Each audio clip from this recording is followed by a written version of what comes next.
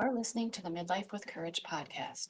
This is where women in midlife come for inspiration, motivation, and sometimes a little education so that they can flourish after 40. Let's get started.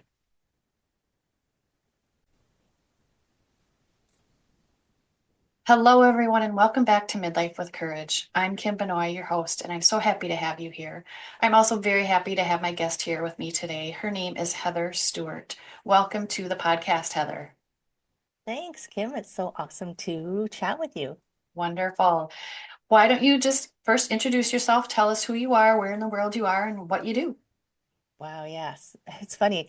Not very many people ask me where in the world I am because I think it's such a global community now. But Yes. so, yes, I am Heather. And it's funny. I used to introduce myself as a life coach and then a real life coach. I've added the real because I had a client once who had worked with a coach before and he stopped working with them because he felt overwhelmed by all of the things she wanted him to do. And I said, well, it needs to fit in your real life right now. So it's like, let's talk about your real life and how to get you to shift your real life. And Love I've it. added transformation facilitator because um, depending on, not everybody subscribes to this kind of um, woo side of the world, but I was having a reading done with a gentleman and he channels a group called The Collective. And they said to me at one point, you're really, really good at what you do. And I said, what am I really good at? And they wouldn't tell me. And that it was because there was another person in the room. We were having a joint reading. Mhm. And the next day, the gentleman contacted me. He said, I was uncomfortable with why they wouldn't tell you. So I asked them, and they said they couldn't tell me because of the person in the room. They said, what you're really good at is facilitating transformation. And I was apparently there for that person Uh, because it was a joint reading. So there was something that was happening that I was there for that person as well as myself. I was like, oh, okay, that's cool. So I'm a transformation facilitator. That's what I do now, along with a whole bunch of other things that I do. But yeah. that's my focus. I love helping people find that aha moment. And I can see it through what I do because I've been teaching yoga for 20 years and I can see when they go, oh, I get it. I'm like, yeah, like that hitting spot. And I teach kayaking and you can see it when they go, oh, I get it. So it's just like, I know I have that intrinsic, I'm trying to light that aha spark moment for people and Oh whatever my it gosh. is, I love that. So amazing. I've had those moments and I feel amazing. That would be great to right? help with other people do that as well. Oh, and I forgot to tell you, I'm in Toronto. I was thinking, did you say where you were from? I mean, you told me before, but yeah, okay, Yeah, good. So you're in Toronto, yes. Canada. I always like to start out by asking you, when was a time when you felt the most courageous? Ooh, that's a good question. Every time you have courage, there is a transformation, even if it's a small amount of courage. But I think the biggest pivotal courageous moment was when I left corporate. So I was a CPA chartered accountant. And when you leave high school and you don't really know what to do, you are highly influenced by parents, friends, peers, mentors, whoever. And I was pretty shy, believe it or not, and I really, really didn't have a good sense of who I was going to be. Because if you compared me now, we always say, oh, I wish I'd known then what I know now, but then you wouldn't have gone on the journey to get you where you are. Exactly. So I appreciate that shy young girl. And she went off to university because someone said, you're really good at accounting, so you should go become an accountant because they make lots of money. I'm like, and I didn't care about money. I'm like, okay, sure, no problem. So I went and I got my 4-year degree and I did my articling and I became a professional accountant and I did that for 15 years and I was a senior director in a publicly traded company, billions of dollars. And it was funny, even when I was in the accounting firm, I didn't work as hard as everybody else because it wasn't very exciting for me. I was like, yeah, I can do it, like whatever, but I can do a lot of things that I don't necessarily resonate with. And I just remember my partner would be, I think he was always frustrated with me because I would do the files and there was always there was an hour budget for the files, like you need to do it within this amount of time for them to make their money. And I would come in either on budget or under budget, but I would never work the hours that the other students or CPAs were working because I didn't want to. I could get my work done within the time that worked for me, Mhm. and it would annoy him because because everybody there would like sweat and work 80 hours. I'm like, I don't want to work 80 hours. So I left after like 4.5 years. And fast forward to now I'm a senior director, and I was coming to the end of a project and I was going to get promoted again. I got promoted every couple of years. And I think it was because they could see me getting bored. Uh, So I was talking with a colleague. I'm like, oh, they're going to give me another promotion. I'm like, I don't want another promotion. And she's laughing at me. And I said, well, if I get another promotion, it's going to require more of my time, right? I'm going to have to work more. Yes, there's more money. I don't need more money. I don't need another title. Those aren't important. What's important is my time. And the more time I spend on this, the less time I have for the things that excite me and that make me happy and that I enjoy doing. I do this, I work. I heard this phrase once, I work to live, I don't live to work. mhm. And at that point, that was because what I was doing as a job was not like I enjoyed the people that I worked with. I enjoyed the social aspects of it, but the work itself was not exciting for me. Mhm. And I can hear my parents saying, work's not supposed to be exciting. But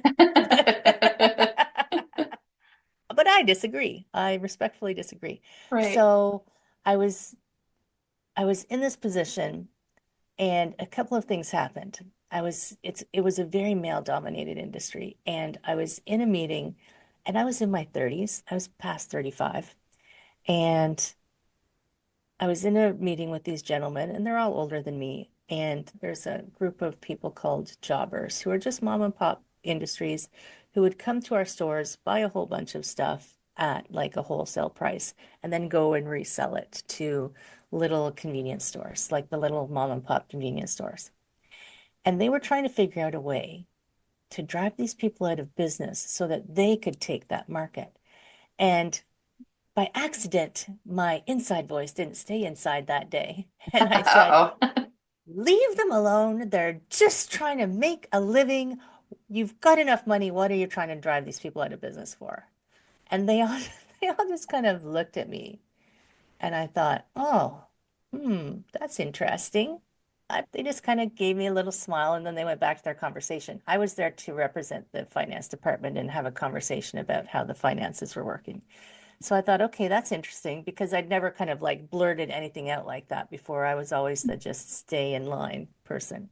Yeah. And then I was like really shortly after that, I was trying to balance a budget. So head office would say how much money they wanted, and all the different organiz divisions that I reported for would report into me their budgets, and somehow I had to make them meet in the middle.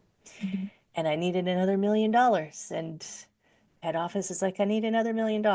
And the divisions are like, no, we don't have any more for you. That's all we're giving you. So I'm like moving numbers around. If they ever tell you that accounting is 100% accurate, maybe your checkbook is. But on an organization that large, there's a lot of things going on. Sure. None of it's illegal, but Right. and my radio was on and I heard this report come on that said that the man who was like the we were publicly traded, but there's one gentleman who owned the majority of the company, how much money he was worth. And I thought, what? Screw that, man. He doesn't need another $1 million. Like, it was all for the shareholders at that point. I was like, well, why am I doing this job? Like, it came like, why am I doing this job? I obviously am not really enjoying it. I wouldn't even turn on the lights in my office because I didn't like the fluorescence. I had a lava lamp on my desk. I Oh my mean, goodness. yes. And, the mailroom guy would come and talk to me for, 15, 20 minutes on his rounds. I thought he was an interesting guy. He was trying to become a filmmaker. And he thought I was HR for a long time. So it was like, What am I doing here? What am I Yeah. really doing here? And why am I staying here?" Like, you really start to question when you get these little drop-ins. It's like it takes a moment for you to pause and go, wait a minute, how did I get here? Why did I decide to do this? What am I compromising for that I shouldn't be, really? So I had started to take yoga after work because of stress, right? Mhm. And there were three things that happened that caused that. So those were the first two. And the third thing kind of sealed the deal. I was trying to get to yoga after work, and I had had some meeting that had run late. So I was driving to yoga and I was thinking about the meeting, and I was just like in this kind of state of automatic pilot. And Toronto's a pretty busy city to drive in. Right. And there's this intersection that has like four lanes in each direction. Mm. And I was driving along and I was driving through the intersection and there was a pedestrian in front of me and I started cursing and yelling. It's like, what? Are they trying to get themselves killed? And I looked Oh. up and my light was red and I had had no idea. Oh, I wow. was so disconnected. I was like, oh my God, my light is red. I didn't even see the yellow. Like, Yeah. there's, it was just like a slap in the face. I could have hit that person. Like all of these other cars somehow waited till I went through and didn't kill me because I could have been like sandwiched Sure. because I was not going slow. I was trying to Of get to course not. yoga. Yeah. And I got to yoga and I said to Carrie, my yoga teacher, who had become my friend because I was going there so much, I was like, I almost killed someone. And she said, Heather, maybe it's time to check in. So that whole class, I was just I felt a bit dazed. And I realized this is not right. Like, this is not a good way to be in the world. This is not how I'm meant to be in the world. This is, this is just something's got to switch here. And I had kind of been taking some yoga teacher training classes, like on the weekends. Mhm. And just because I wanted to know more about yoga, I'm one of those like, oh, I like this. I want to know more about it. So I will dive in and learn all about it. And I decided like it wasn't, I feel like some people want like this, dun, dun, everything, but I didn't. It was like I had to give myself some space and some time to really settle into that idea that this isn't what I want. Okay, what am I going to do?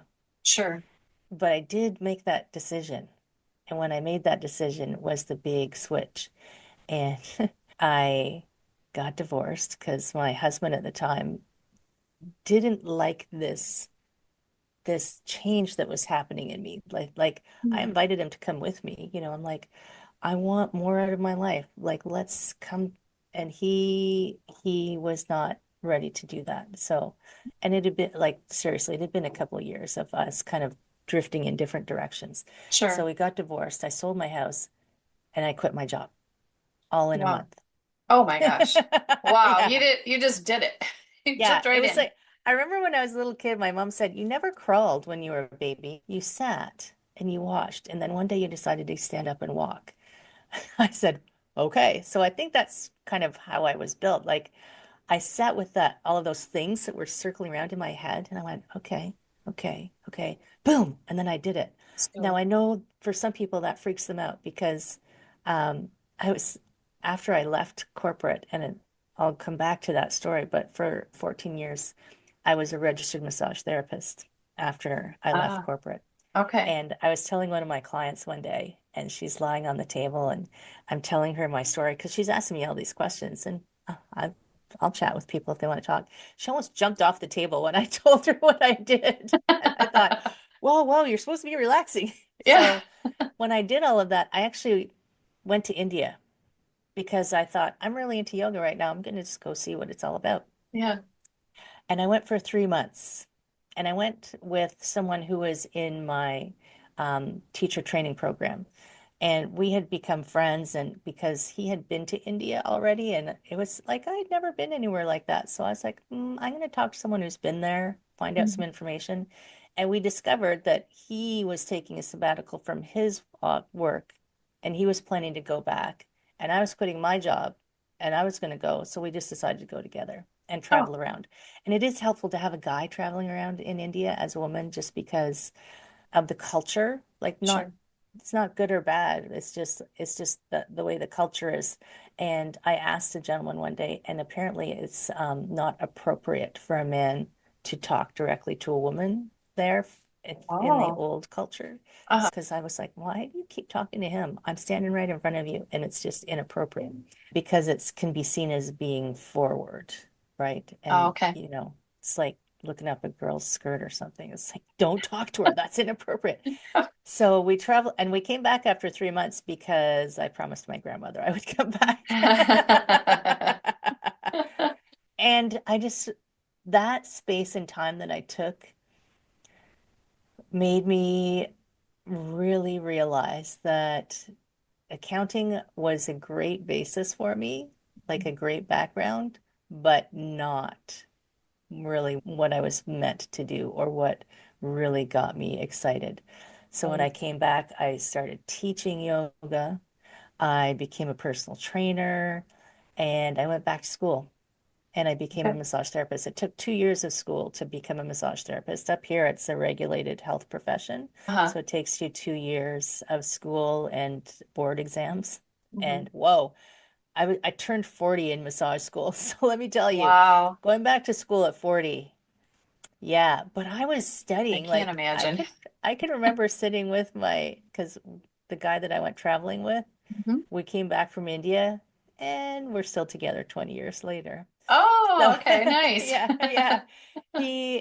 We realized that we were really good together. Like we didn't become codependent. We're very independent, but we really love each other and we really love supporting each other. So we actually went back to India for our wedding ceremony, and our vows were we vowed to support each other on our journey as long as love lasts. Oh, And that kind of speaks to our whole relationship is like, sure. he went off to do his master's degree. I kept our yoga studio running. I went to art school. He kept the yoga studio running. So it's just Huh. like, yeah. So it's a really beautiful relationship, I have to That's say. really, yeah, you kind of It's you still have that thread of the yoga in the yeah. middle, just Well, keeping it's kind of not just keeping you together, but it's just there. I love that you're yeah. holding on to And that. he still teaches twice a week. Our yoga studio closed, but he rents a place twice a week to teach his same group of ladies that's been teaching for, Oh, I don't know, like 15 years now that he teaches nice. them. And I still teach online and I teach out when I take people out guiding into Georgian Bay in the kayaks, I'll teach yoga. Yeah, So yeah, it is, and we still do it together. So there is that nice. whole thread. But I switched from this like corporate life because Yeah, I realized I needed to help people, right? right. And wellness was my entry into it, It's like, I'll teach them yoga, that'll help them. I'll be their personal trainer and help them get fit. I will give them massages and help relieve all their tension. But it was funny, while I was a massage therapist, people will talk to you while you're a massage. You spend an hour, it's quiet, they're relaxed.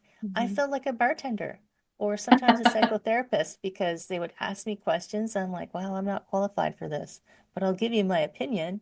And, it's like, so, and in 2021, here's another pivotal moment. So my life was fabulous. I was having a great time Mhm. and I loved everything that I did. And in 2021, I had a stroke. Oh, And I had actually started coaching already. Like I had been coaching for a few years. I was mhm. doing the wellness side but I was business coaching because of my accounting background and my knowledge of how health and fitness professionals don't have a business mind. It's just Yeah, not in their wheelhouse. So I started business coaching health and wellness people because I thought, oh my gosh, they're all just trying to help people and can't pay their rent. How can I teach them to manage their businesses so that they can be successful? Mhm. So I was business coaching. I had a YouTube channel, Build a Better Business, where I was trying to explain to people how to do their businesses. And I had a stroke, and it was 2021, so it was like mid-COVID. I Mhm. think COVID's this echo that's going to go on for decades. I know. But so many things happened, right? So many things shifted during that time frame. So For sure. I was in the hospital and it's Halloween.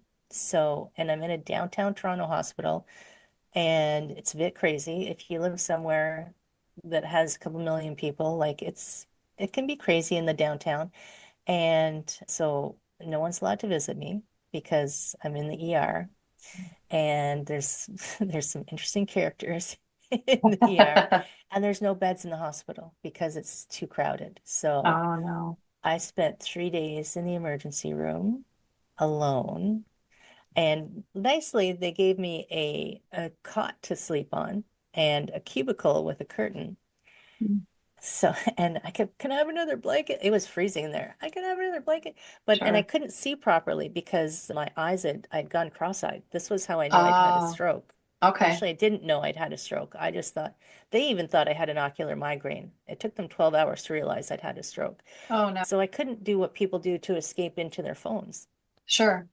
to escape what's going on. So I was like, okay, universe, you've got my attention. It's like I've got a 3 day silent retreat. I didn't know it was going to be 3 days, but Yeah. I was blessed with a 3 day silent retreat. Hmm.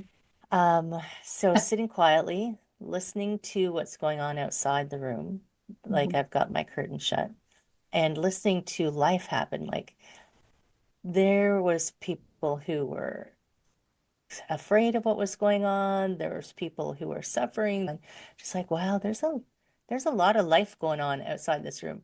There were Hmm. some police officers who were talking about the prostitute they'd brought in, and I'm like, whoa, there's stuff going on out here. And I'm like, okay, I'm paying attention. Like, what am Hmm. I supposed to learn from this?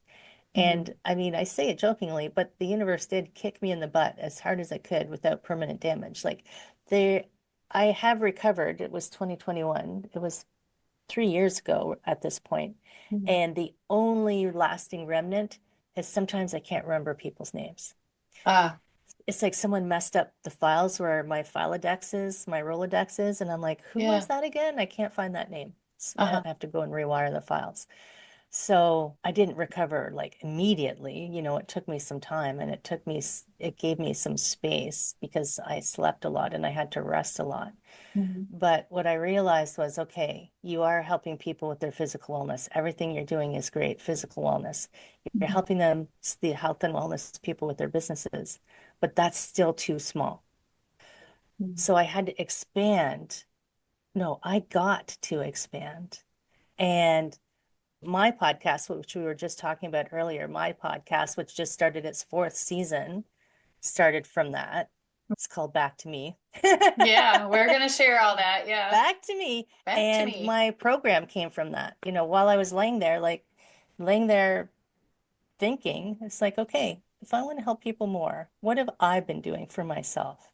And I Yeah. realized, okay, so I've been taking care of my health for sure, and I've been taking care of my emotional health, and I've been taking care of the relationships around me and my job and my financials and the things that excite me. And it's like, okay, that's what I've got to do. So all of those little like curveballs that were thrown, some of them I threw myself, Yeah. but it was just like, okay, I got it. Okay, I got it. But at the same time, like some people will go, oh my God, that's like crazy. But at the same time, they happened when I was ready. I had a conversation yesterday with actually a friend and mentor, and because even I feel like even my mentors, sometimes I help. And she was going, because they'll talk to me. And I'm like, she was struggling with something. I said, well, but you weren't ready for this then. Like a couple of years ago when we met, you were in this phase, and now this thing has come to you because you had to do all this work in between.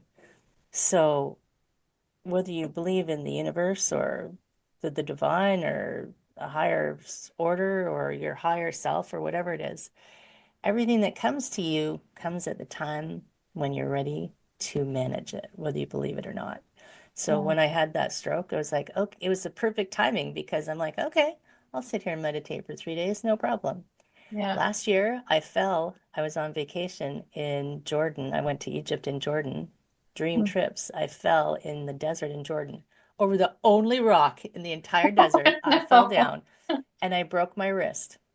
Oh, wow.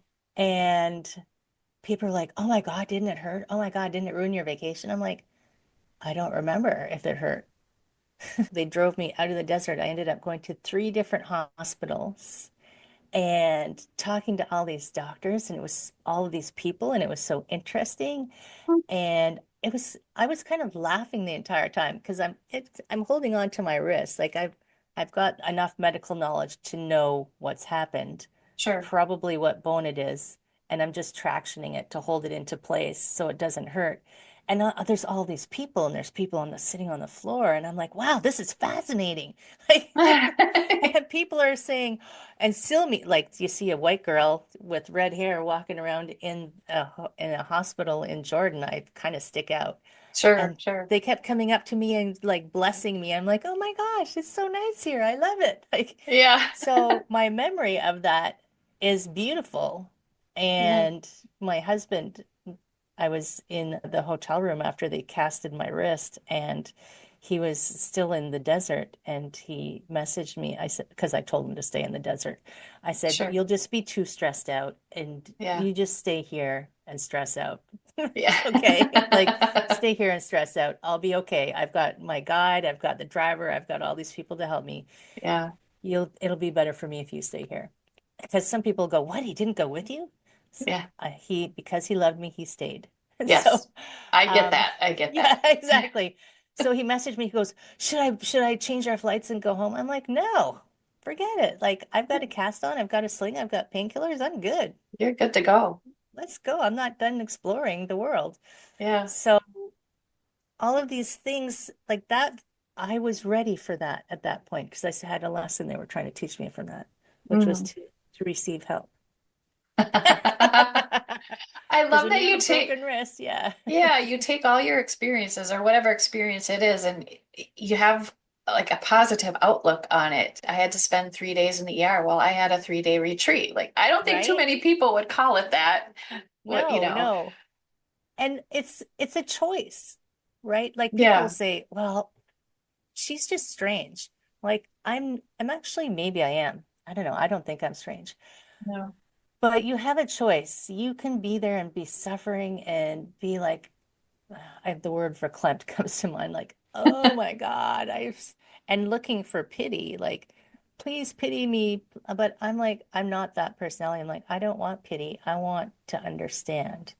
I want to be curious about what's going on, even if you're not looking for a life lesson. Maybe you're like, no, I don't want a life lesson. It's just an interesting experience to see what actually happens behind the scenes of a place. Like I was talking to the nurses going, okay, so I saw that over there. Like, what's going on over there? And, and when I did actually spent 4 days in the hospital. My last night, they got me a bed in the stroke ward. My husband was immediately there.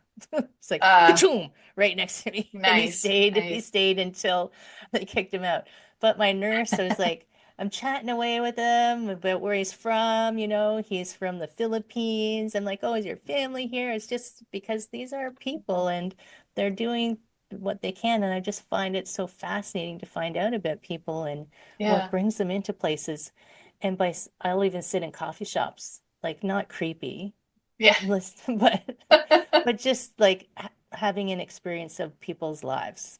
Right. I think it's just to understand what's going on with people. I just find people fascinating and interesting. Yeah. Were you like that before you had your podcast? Oh yeah. Yeah. I think I've always been that person. I've always been, when I was a kid, they said that I was really, well, I was really shy, but they would always say, "Oh, she's so quiet and she's so polite." But I think that it was just me observing the world and observing like I knew what was going on with people before they did. most of the time. Interesting. Like I remember I had these two massage clients even who they were a couple. I knew they were going to get divorced before they did. Uh, Just from conversations I had with them, I'm like, oh, I mean, it's not my place to tell them that, so I didn't say anything. But right, right. yeah, it's just people are so fascinating. Yeah.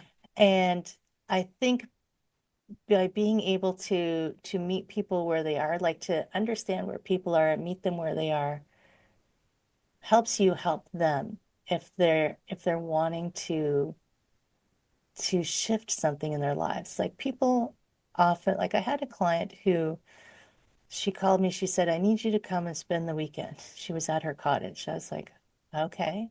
So I got in my car and I drove to her. She said, I'll supply the wine. I said, okay, no problem. And she said, because her husband was away for the weekend, she said, I'm unhappy, but I don't know why.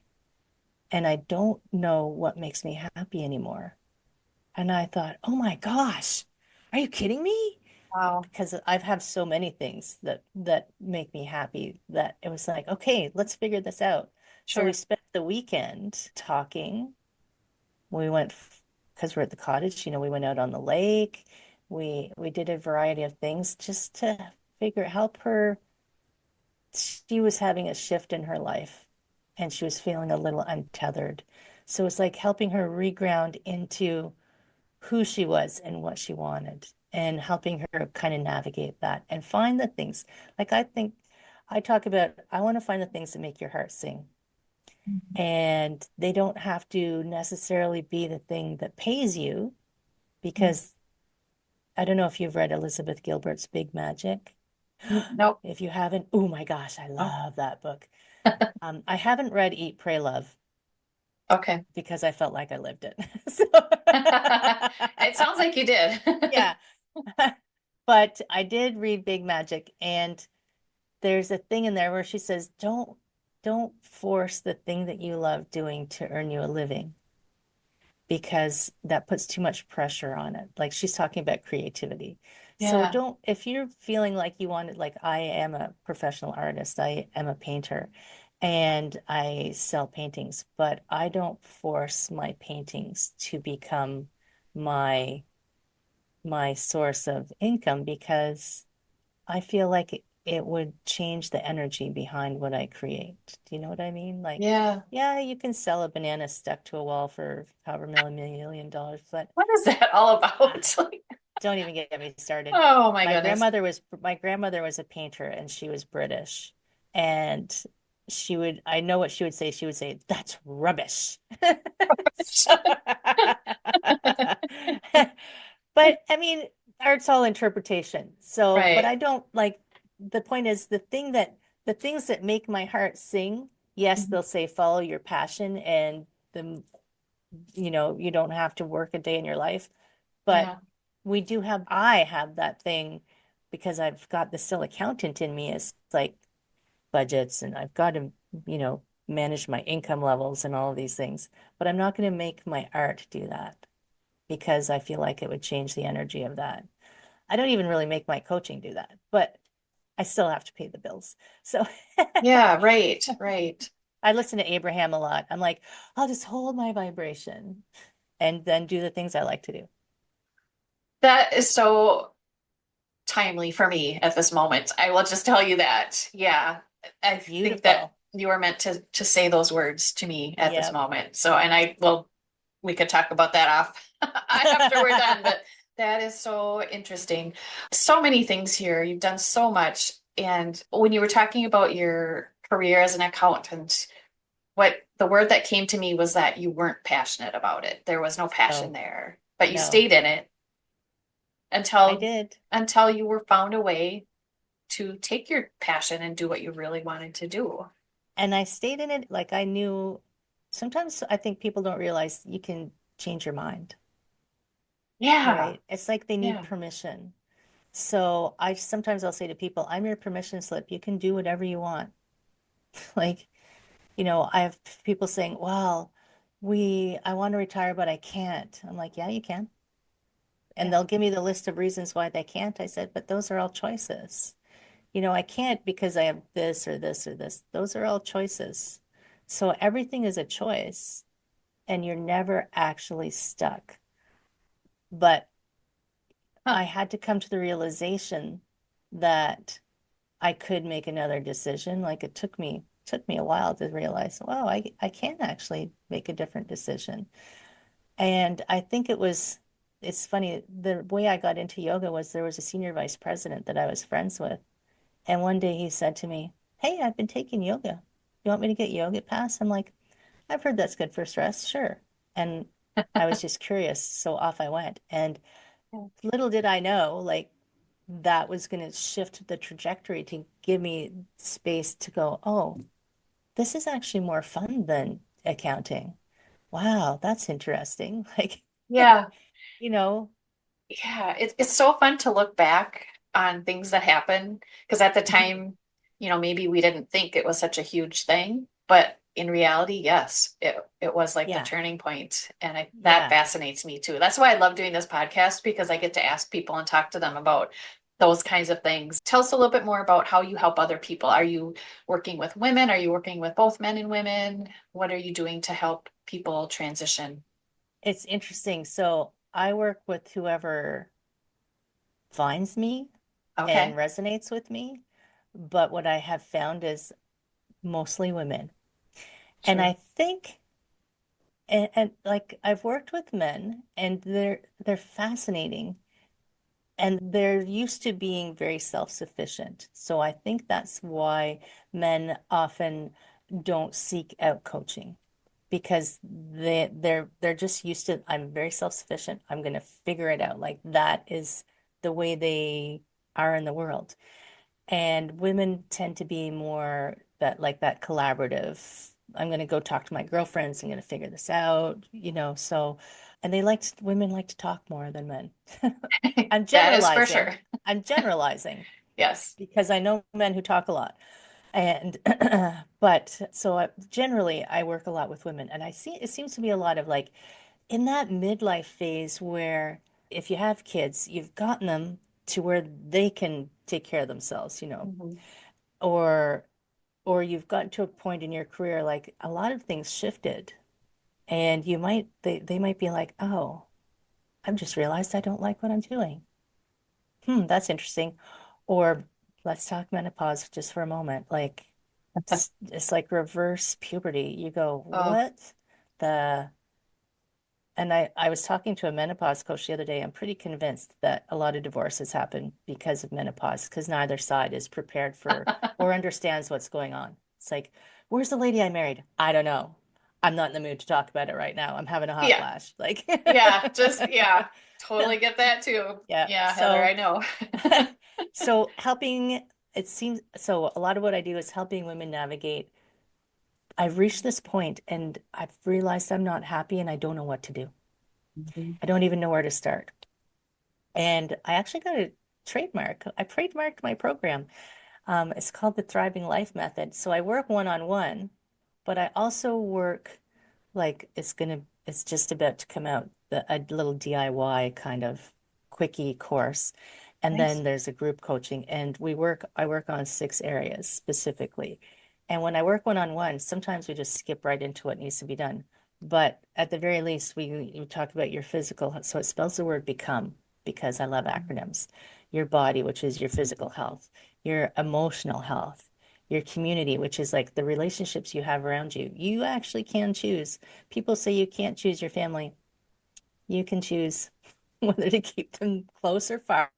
Exactly. Your occupation, and I have a client who's retired, so she calls it her beloved vocation because she loves doing this thing that she views as a job, even though it's not a paying job. So it doesn't have to be related to money because M is money, your financial health.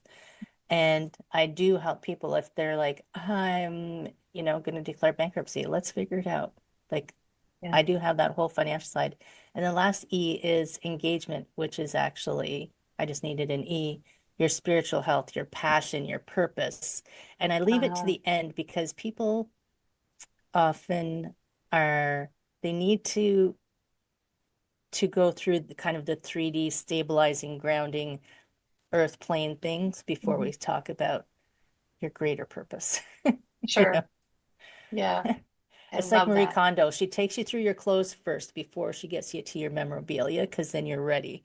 Right. Yeah. Baby steps almost. Yeah, exactly. Yeah. Oh my goodness. So where would you like people to go to find you?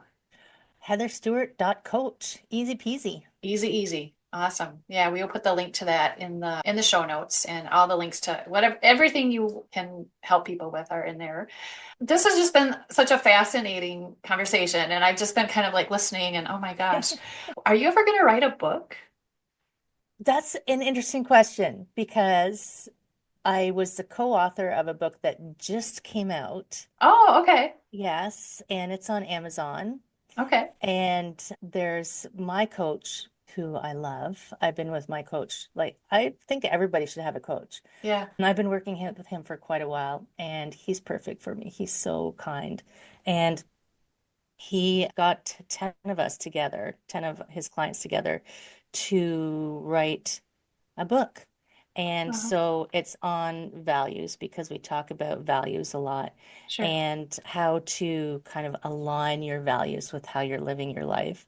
And Mm. that just came out, and that's on Amazon and Okay. Kindle. And then, yes, I do have a book that's been percolating around in my head. Okay. So having writing a book is like having a baby. Uh-huh.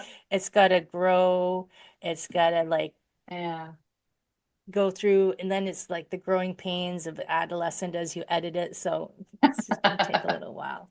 Yeah. But the book that's out is called Find Your Values, a collection of stories and strategies on finding yourself through your values. Okay. We will get that and we'll put that in the show notes as well so people can find that for you. So wonderful. Well, Heather, like I said, I feel like we could just keep going. But before we say goodbye, is there any one last message you want to leave with our listeners? That's a good question. So, just as I look over top of my computer, there's a card that sits above my desk that says, let go of being right. So, there is no right and wrong, and there's actually no good and bad in the world. There just is experience and information. And if you can let go of the good and bad and just take it as an experience and something interesting, if you can let go of having to be right in your decision, that opens you up to the ability to find so much excitement and so much more life in your life. Love that. Well, thank you so much, Heather. I'm sure we will be talking to you again. And I thank you for your time. Thank you. It's been awesome. Awesome. Wonderful. We'll talk to you soon. Thanks. Thank you for listening to the Midlife with Courage podcast. If you liked what you heard, I would love it if you would share this podcast with your friends. Until next time, take care of your beautiful self.